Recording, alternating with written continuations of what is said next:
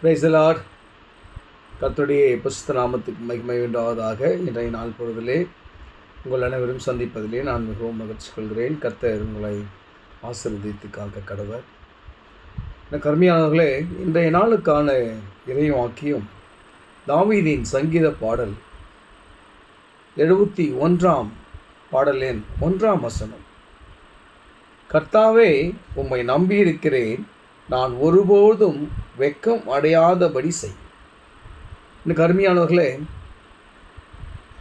கர்த்தரை நம்பினோர் வெட்கப்பட்டு போவதில்லை என்பது நாம் அனைவரும் ருசி பார்த்த ஒரு உண்மை.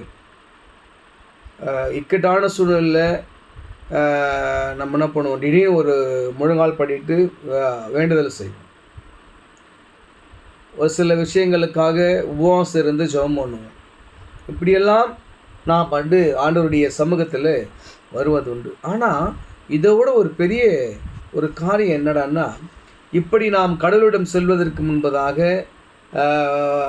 உபவாசம் இருந்து அதை பெற்றுக்கொள்வதற்கு முன்பதாக நாம் மனிதர்களை நோக்கி ஓடியிருப்போம். நம்முடைய இனஜன பந்துக்கள், உடன் பிறந்தவர்கள், நம்முடைய பிள்ளைகள், நம்முடைய தாய் தந்தை, எனக்கு இது வேணும் அது வேணும்னு சொல்லிட்டு நம்ம அப்பா செஞ்சிருவார், நம்ம அண்ணன் நம்மளை கைவிட மாட்டான், நம்ம போய் கேட்டால் கொடுத்து, இப்படியெல்லாம் நம்ம போயிருப்போம். ஆனால் முடிவிலே அவர்கள் நம்மை வெட்கப்படுத்தும்படியான பதில்களை அநேகர் சந்தித்தது உண்டு.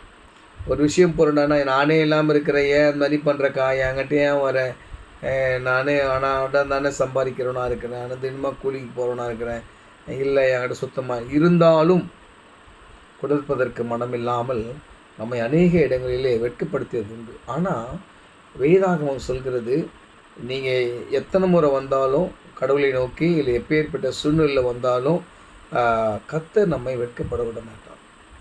நாம் அவரை நோக்கி பார்க்கும்போது, அவரை உறுதியாய் நம்பியிருக்கும்போது நாம் வெட்கப்பட்டு போவதில்லை.